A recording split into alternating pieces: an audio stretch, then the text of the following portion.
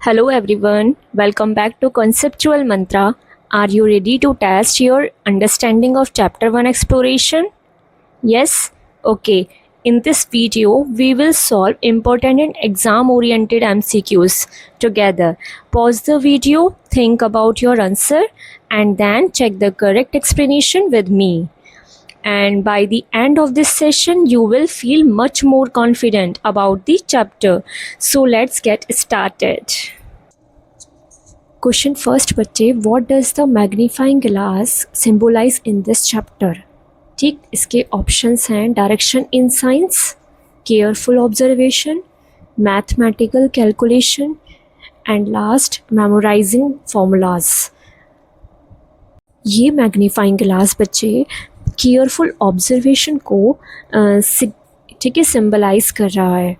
कैसे? देखिए, साइंस में केयरफुल ऑब्जर्वेशन करना बहुत इंपॉर्टेंट होता है साइंस में. ओके, साइंस में क्या होता है, जो हिडन पैटर्न्स होते हैं ना, उनको समझना भी बहुत ज़रूरी होता है, जिससे कि ठीक है ये जो ग्लास आपको दिखाया है ये क्या सिंबलाइज कर रहा है, इसलिए ऑब्जर्वेशन. ठीक, वो ये चाह रहा है कि हमें साइंस में कोई भी चीज़ अगर देखनी है तो वो केयरफुली देखनी है, केयरफुली उसको नोटिस करना है या उसे ऑब्जर्व करना है. ओके, ठीक है, वो ये नहीं बता रहा कि साइंस में डायरेक्शन क्या है, या फिर मैथमेटिकल कैलकुलेशन को वो नहीं बता रहा है, या फिर है ना वो कोई फॉर्मूलाज को आपको मेमोराइज़ करने के लिए नहीं बोल रहा है. वो सिर्फ क्या बता रहा है आपको कि आप साइंस में कोई भी चीज़ है उसको आप केयरफुल ऑब्जर्व करो. नेक्स्ट बच्चे, क्वेश्चन 2 है, why do scientist use models in science? Okay, science में मॉडल्स का यूज़ क्यों करते हैं? ठीक है, तो आप बता सकते हैं इसका आंसर. ठीक है, ऑप्शंस के थ्रू. देखिए, इसका आंसर है to simplify complex real system. To simplify complex real system. देखिए, मीन्स कॉम्प्लेक्स रियल सिस्टम. ठीक है, इसका मीन्स होता है अगर हम बहुत छोटे रियल सिस्टम या बहुत बड़े रियल सिस्टम को क्लासरूम में नहीं ला सकते हैं तो उनके मॉडल्स बनाकर हम बच्चों को समझाते हैं. ओके, तो इसीलिए हम कॉम्प्लेक्स रियल सिस्टम को सिंप्लीफाई करना है. ठीक है, ये किसका काम होता है? ये होता है मॉडल्स का काम. ठीक, हम मॉडल्स के थ्रू बच्चों को ईजिली हम उन्हें समझा पाते हैं. इसके एग्जांपल्स में ना मैंने आपको पहले बता चुकी हूँ और अब फिर बता रही हूँ. जैसे ग्लोब है, हम ग्लोब का यूज़ करते हैं अगर हमें अर्थ की किसी भी पार्ट को समझाना है, कॉन्टिनेंट समझाने हैं उसके, ठीक, कंट्रीज़ के बारे में बताना है, लेटीट्यूड्स, कॉन्टिनेंट्स, जो भी हमें समझाना है तो वो हम सिर्फ किसके थ्रू समझाएंगे? मॉडल के थ्रू. इसका मॉडल होता है ग्लोब. हम ग्लोब लाएंगे और ग्लोब के थ्रू हम बच्चों को ईजिली समझा सकते हैं. तो क्या होगा, कॉम्प्लेक्स जो रियल सिस्टम है आपका वो है ना इसको सिंप्लीफाई कर देगा. ठीक, तो इसलिए मॉडल्स का हम यूज़ करते हैं. ठीक है, कॉम्प्लेक्स रियल सिस्टम को सिंप्लीफाई करने में. ओके, अच्छा, नेक्स्ट क्वेश्चन है आपका, why is estimation considered a valuable skills in scientific thinking? Okay, means science में हम एस्टिमेशन क्यों करते हैं या क्यों ज़रूरी है, ये आप बताइए. ठीक, तो जैसे आपके ऑप्शन हैं इसमें, exact calculation are impossible, it helps build intuition and detect errors, या साइंटिस्ट प्रेफर गैसिंग, या it reduces the need to learn math. ठीक, क्या आप बता सकते हैं इसका आंसर? देखिए, इसका आंसर है it helps build intuition and detect errors. ठीक, ये क्या करता है? देखिए, साइंस में हम हर जगह ठीक एग्जैक्ट कैलकुलेशन करें ये ज़रूरी नहीं होता है. कई बार हमको किसी प्रॉब्लम को अगर समझना है ना तो हमें उसका रफ़ एस्टिमेशन करना होता है. ठीक है, एस्टिमेशन मैंने आपको बताया था कि अप्रॉक्सीमेट वैल्यू होती है ये. ओके, ये एक हमें करेक्ट आंसर नहीं देती, ये उसका अप्रॉक्स वैल्यू बताती है. तो अप्रॉक्सीमेट वैल्यू को हम ही एस्टिमेशन कहते हैं. ठीक, तो मैंने मतलब साइंस से हमें ये कहती है कि पहले उसका एस्टिमेशन करो, ये नहीं कि आप सीधे पहले ठीक है बस आंसर निकाल दो. थोड़ा अपने माइंड से भी सोचो कि उसका आंसर क्या हो सकता है, किसके अप्रॉक्स हो सकता है. ओके, ठीक है, ये इसलिए भी ज़रूरी होता है कि हम अपनी थिंकिंग को टेस्ट कर सकें, समझ सकें कि हमारा आंसर जो है ना वो रीज़नेबल है या नहीं. देखिए, नेक्स्ट क्वेश्चन है आपका, why are standard units like kilogram, essential in science and daily life. Okay, आप बताइए कि ऐसा यूनिट ठीक केजी होना क्यों इम्पोर्टेंट है, बताइए। देखिए इसके ऑप्शंस हैं, they allow fair trade and comparison, every country can use local units, they make calculation very complex, या they change according to weather. Okay, इसका आंसर है बच्चे they allow fair trade and comparison. Okay, देखिए इसका answer ये तो हो नहीं सकता कि every country can use local units, ठीक है। सारी कंट्रीज़ जो होती हैं वो लोकल यूनिट्स तो यूज़ करती नहीं, उनकी अपनी कोई यूनिट्स तो होंगी, तो फिर कन्फ्यूज़न तो हो गई, ठीक है। अगर हमारे कंट्रीज़ वाले वहाँ पे पर्सन कोई जाता है तो उसको कन्फ्यूज़न होगा ना फिर, तो इसीलिए लोकल यूनिट्स का यूज़ तो नहीं होता एवरी कंट्री में, ना ही दे में कैलकुलेशन वेरी कॉम्प्लेक्स, ठीक। जो कोई भी कैलकुलेशन आपकी वो कॉम्प्लेक्स होती है, इसीलिए ये नहीं बनाई गई हैं। ओके, या they change according to weather, या वेदर के अकॉर्डिंग ये चेंज हो जाते हैं, ऐसा भी नहीं है, ठीक है। तो बच्चे इसीलिए बनाई गई हैं ऐसा यूनिट, जिससे कि ट्रेड या कंपैरिजन में कोई प्रॉब्लम ना हो, ठीक है। वहाँ किसी में भी कोई कन्फ्यूज़न ना हो, ईज़िली हम सारी चीज़ों को हैंडल कर पाएँ, ठीक है, मेज़रमेंट ईज़िली हो जाए। देखिए इसे पूरा वर्ल्ड फॉलो करता है, ठीक, जिससे कि ऐसा यूनिट में कोई कन्फ्यूज़न नहीं होता है, ठीक। इसका एग्जांपल आपके चैप्टर में भी है, एक एयरप्लेन फ्यूल इंसिडेंट है, ओके, जो आपको दिखाया हुआ है, जिसमें क्या होता है कि यूनिट्स के मिसमैच की वजह से, ठीक, मिसमैच होता है और उसकी वजह से क्या होता है, लेस फ्यूल हो जाता है, कम फ्यूल रह पाता है प्लेन में। ओके, तो ऐसे इंसिडेंट्स ना हो, ठीक है, कोई कन्फ्यूज़न क्रिएट ना हो, जिससे कि ये आपकी ऐसा यूनिट्स बनाई गई हैं। देखिए नेक्स्ट क्वेश्चन है, which of the following best describes a scientific theory. Okay, ये भी आपका इंपॉर्टेंट क्वेश्चन है। तो चलिए देखते हैं साइंटिफिक थ्योरी को कौन अच्छा डिस्क्राइब कर रहा है, बेस्ट डिस्क्राइब कर रहा है। अच्छा, ऑप्शंस हैं इसके, जस्ट अ गैस और एन ओपिनियन। क्या साइंटिफिक थ्योरी बस एक कोई गैस या ओपिनियन होता है, ठीक है। नेक्स्ट ऑप्शन है बच्चे, an explanation based on evidence and testing, ठीक, मतलब जो हमारा जो एक्सप्लेनेशन होता है वो एविडेंस और टेस्टिंग पर बेस्ड होता है। और नेक्स्ट आपका ऑप्शन है, a rule that can never be changed. जो रूल्स होते हैं क्या वो कभी चेंज नहीं हो सकते हैं, ये बताना है आपको। और नेक्स्ट है, अ मैथमेटिकल एक्सप्रेशन ओनली। क्या जो साइंटिफिक थ्योरी है ओनली मैथमेटिकल एक्सप्रेशन ही देती है, बच्चे इसका आंसर है an explanation based on evidence and testing. Evidence और टेस्टिंग पर बेस्ड जो एक्सप्लेनेशन है वही साइंटिफिक थ्योरी होती है। ये कोई गैस नहीं होता है बच्चे, ओके, गैस नहीं होता है। ये क्या होता है, ये प्रूफ्स पर बेस्ड। एविडेंस मीन्स मतलब ये बेस्ड ऑन प्रूफ्स, ओके, ये प्रूफ्स पर बेस्ड होता है आपका, प्रूफ पर बेस्ड ऑन प्रूफ्स।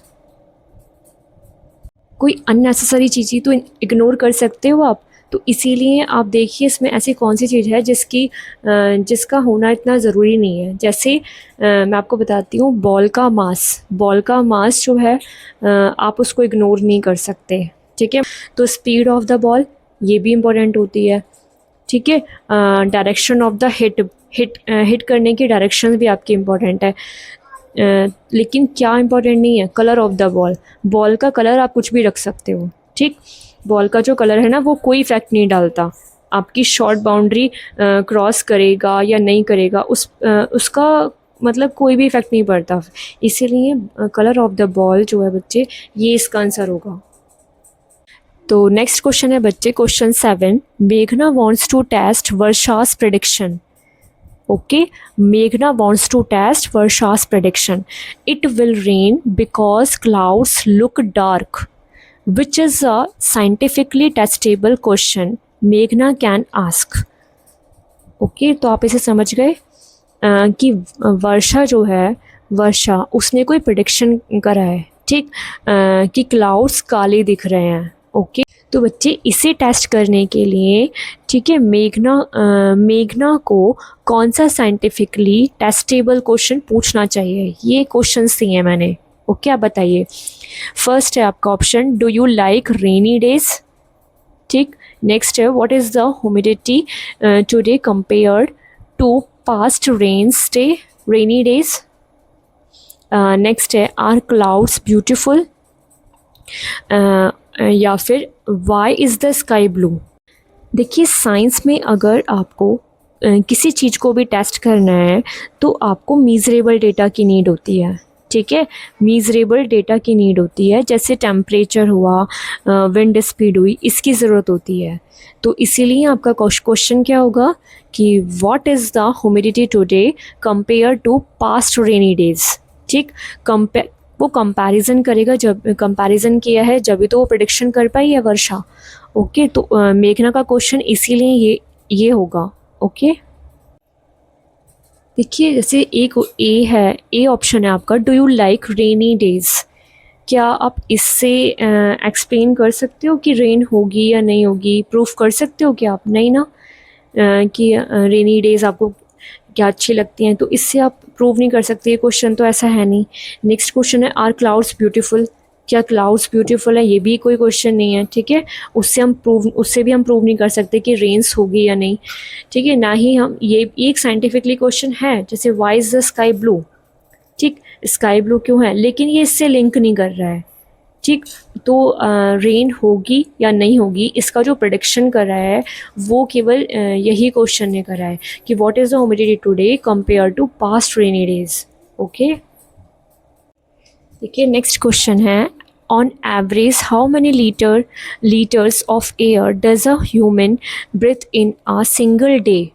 ओके ये क्वेश्चन आपकी बुक में भी है, इसका आपको रफ एस्टिमेट देना है। देखिए बच्चे, मीन्स कि एक नॉर्मल पर्सन एक सिंगल डे में, ठीक है, कितने लीटर एयर लेता है आपको ये बताना है। ओके तो आप इसमें ना अप्रॉक्सीमेट वैल्यू बताएंगे, ठीक। एक रफ एस्टिमेट करेंगे, अप्रॉक्सीमेट वैल्यू एस्टिमेशन होता है ना, तो एस्टिमेशन करना है आपको इसमें, एस्टिमेशन, ठीक है। बिकॉज साइंस में मैं आपको बताया भी कि साइंस में एस्टिमेशन बहुत यूज़फुल होता है। चलिए तो हम ओनली एस्टिमेशन करेंगे, हम कोई करेक्ट वैल्यू नहीं निकालेंगे इसका, ठीक है। कोई करेक्ट, देखिए जब हम रेस्ट कर रहे होते हैं बच्चे, ठीक है, तो हम 1 मिनट में, ठीक है, 1 मिनट इक्वल्स होता है 10 to 15 टाइम्स आप सांस लेते हो, ठीक है। तो अप्रॉक्सीमेट वैल्यू मैं लिख रही हूँ यहाँ पे 12 to 15, ठीक। 15 टाइम्स आप क्या है ब्रीथ अंदर लेते हो, ठीक है। तो ये तो 1 मिनट का कैलकुलेशन है, तो इसीलिए हम 1 डे में मिनट्स निकालते हैं। तो 1 डे आपको पता होगा इक्वल्स किसके होता है 24 आवर्स, ठीक है। 24 आवर्स के इक्वल होता है ये।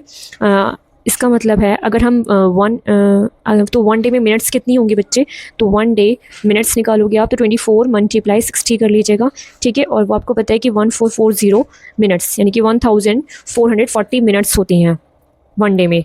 तो आपका कितना आ गया, ठीक है। 1 डे में आप कितने टाइम सांस ले रहे हो आप ये निकालिए अब। तो 1 डे इक्वल्स, ठीक है, इस 1440 से आपको मल्टीप्लाई करनी होगी इस 12 to 15, कोई भी किसी भी रिजल्ट्स की आप मल्टीप्लाई कर सकते हो, ठीक। तो बच्चे आप 1 डे में 18,000 to 22,000, ठीक है, इतने टाइम्स आप ब्रीथ अंदर लेते हो, कि ये तो 1 डे में हो गया कि 1 डे में है एयर हम इतने टाइम्स हम अंदर ले रहे हैं, ठीक है, ये टाइम्स हैं। अब आपको इसी लीटर में कन्वर्ट करना है। ओके तो लीटर में कन्वर्ट करने के लिए क्या है कि वन सिंगल ब्रेथ इक्वल्स कितने लीटर एयर होगी, ठीक है। वन सिंगल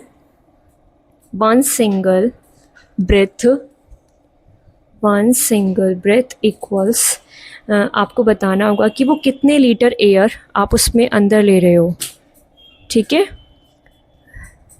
तो लंग्स में हमारी कितने लीटर एयर अंदर जा रही है ये आपको देखिए एनसीईआरटी बुक में आपको एग्जाम्पल के बेस पर ये बताया गया है। तो आपका 2 लीटर का बलून है बच्चे, ठीक है, और उस बलून को फुलाने में आपको 4 to 5 आप एयर अंदर लेते हो, 4 to 5 टाइम्स, ठीक, 4 to 5। तो अब आपको क्या करना है, ये जो 2 लीटर है, 2 लीटर का बलून है, ये इसका मतलब है इसको आपको 4 पार्ट्स में डिवाइड करना है, ठीक है, 4 या 5 पार्ट्स में डिवाइड करोगे तो कितना आएगा, अगर हम 2 से 4 को डिवाइड करें तो 0.5 आ जाएगा। इसका मतलब हम 0.5 लीटर आप ब्रीथ उसमें डाल रहे हो, ठीक है, एयर आप उसके अंदर डाल रहे हो। तो 2.5 एयर हमारी लंग्स के अंदर जा रही है। मीन्स हम वन सिंगल ब्रेथ बच्चे वो 0.5 लीटर एयर के इक्वल हो गई, ठीक है। तो वन सिंगल ब्रेथ आपके कितने इक्वल है, कितने के इक्वल होती है, 0.5 लीटर एयर के इक्वल्स है, ठीक है। तो आपको 1 डे का बताना है, तो 1 डे में आप 1 डे, ठीक है, उसमें कितना है 18,000 22,000। तो आप बताइए कि 1 डे में आप कितने लीटर एयर अपने अंदर ले लेंगे। तो अगर आप 0.5 से मतलब इसको मल्टीप्लाई मतलब ऐसे ही देखोगे तो कितना आ जाएगा, ये आ जाएगा आपका 10,000 के समथिंग। तो अप्रॉक्सीमेट वैल्यू क्या आ गई आपकी, 10,000 लीटर आप एयर अपने अंदर लोगे, ठीक है। एक दिन में हम 10,000 लीटर्स एयर अपने अंदर लेते हैं, तो इसका आंसर होगा आपका सी। सो किड्स, डेली कैलकुलेशन में अगर हम एग्जैक्ट नंबर याद रखें तो उससे ज़्यादा इम्पोर्टेंट होगा कि हम रफ़ एस्टिमेशन करें, ठीक है। रफ़ एस्टिमेशन आपका वो आपके लिए ज़्यादा ज़रूरी होता है। नेक्स्ट क्वेश्चन है बच्चे, understanding how a surgical mask works requires knowledge from which scientific disciplines. Okay, समझ गए आप। मीन्स सर्जिकल मास्क कैसे काम करता है, और अगर हमें इसे समझना है, मीन्स मास्क को अगर आपको समझना है ना, तो आपको साइंस की कौन सी ब्रांचेस होती हैं जिनकी नॉलेज होनी चाहिए, ठीक है। तो इसमें ऑप्शंस मैंने दिए हैं आपको। फिज़िक्स, ओनली फिज़िक्स की नॉलेज काम कर जाएगी क्या सर्जिकल मास्क को जानने के लिए, या फिर biology, only biology, only chemistry, या अगर आप physics chemistry biology and maths भी सभी कंबाइन करके जब इनके आप नॉलेज गेन करोगे उसके बाद आप मास को अच्छे से समझ पाओगे। अब आपको ये बताना है, ओके। देखिए, मास को जानने के लिए ना आपको फिज़िक्स की नॉलेज होना भी ज़रूरी है, बायोलॉजी एंड केमिस्ट्री की भी, और साथ ही साथ आप मैथ्स की भी नॉलेज हो, ठीक है, नॉलेज भी काम करती है। देखिए, बायोलॉजी में हम बैक्टीरियाज और वायरस के ठीक है साइज़ के बारे में जानेंगे कि उसका साइज़ कितना है, ठीक, और वो कैसे फैलता है, ठीक। तो ये सब नॉलेज हम कहाँ से गेन करेंगे, बायोलॉजी से। तो इसलिए हमें बायोलॉजी पे पढ़नी होगी, ओके। तो बायोलॉजी भी इसमें काम करती है। और आपका नेक्स्ट आता है कि फ़िज़िक्स हमें क्या नॉलेज देता है। इसमें क्या है कि मास्क ओनली एक फ़िल्टर की तरह काम नहीं करता है, ठीक है। इवन इसमें आप स्मॉल वायरस पार्टिकल्स भी देखेंगे जिनको चिपकाने के लिए इसमें इलेक्ट्रोस्टैटिक अट्रैक्शन लगता है, ठीक है। और क्या होता है, पार्टिकल्स का मोशन होता है, जिसका यूज़ किस में होता है, फिज़िक्स के कॉन्सेप्ट्स में होता है। आपको पता है ये फिज़िक्स के कॉन्सेप्ट्स हैं, इलेक्ट्रोस्टैटिक अट्रैक्शन, ठीक है, और पार्टिकल्स के बीच में मोशन, ये सब हम फिज़िक्स में ही पढ़ते हैं। तो इसलिए हमें फ़िज़िक्स की नॉलेज होना भी है ना ज़रूरी है। नेक्स्ट, जैसे केमिस्ट्री में कैसे यूज़ होता है। अब केमिस्ट्री में केमिस्ट्री की नॉलेज होना इसलिए ज़रूरी है क्योंकि आपने देखा होगा कि मास्क में जो क्लॉथ यूज़ होता है, जो उसका क्लॉथ होता है उसमें थ्रेड्स भी होते हैं, ठीक है, थ्रेड्स होते हैं, क्लॉथ थ्रेड से ही तो बनता है। तो उसमें पॉलीमर फाइबर्स होते हैं। क्या होते हैं, पॉलीमर फाइबर्स। और ये हम कहाँ पढ़ते हैं, पॉलीमर फाइबर्स वो हम केमिस्ट्री में पढ़ते हैं, ठीक है। क्योंकि पहले जो पॉलीमर फाइबर्स होते हैं बच्चे, वो क्या करते हैं, वो वाटर को एब्जॉर्ब करते हैं और रिपेल करने का काम करते हैं, ठीक है। तो ये सब किस पे डिपेंड होता है, ये केमिस्ट्री पर डिपेंड होता है, ओके। या फिर सबकी नॉलेज होना हमें ज़रूरी है, जिससे कि हमें पता हो कि हम मास्क का यूज़ क्यों कर रहे हैं, ठीक। जैसे मैथ्स में हम क्या करते हैं कि हवा का हम ये देखते हैं कि हवा का एयर फ्लो कितना हो रहा है, या मास्क जो है वो कितने % फ़िल्ट्रेशन कर रहा है, ठीक है, उसकी फ़िल्ट्रेशन एफिशिएंसी कितनी है, क्योंकि सारे मास्क ही आपके अच्छी क्वालिटी के नहीं होते हैं ना, ठीक है। तो इसलिए मास्क की आपकी है ना फ़िल्ट्रेशन एफिशिएंसी कितनी है। तो ये सब कैलकुलेशन जो करते हैं वो हम मैथ्स में करते हैं, ओके। तो इसलिए एक मैथ्स जो है ना उसके मॉडल काम करते हैं कैलकुलेशन में, ठीक। तो हमने ये देखा कि इसमें सभी आपस में इंटरकनेक्टेड होते हैं, फिज़िक्स लो, चाहे बायोलॉजी हो, चाहे केमिस्ट्री हो, चाहे मैथ्स, इवन मैथ्स भी हो, तो वो सभी बच्चे वो आपके सब इंटरकनेक्टेड हैं आपस में, ठीक है।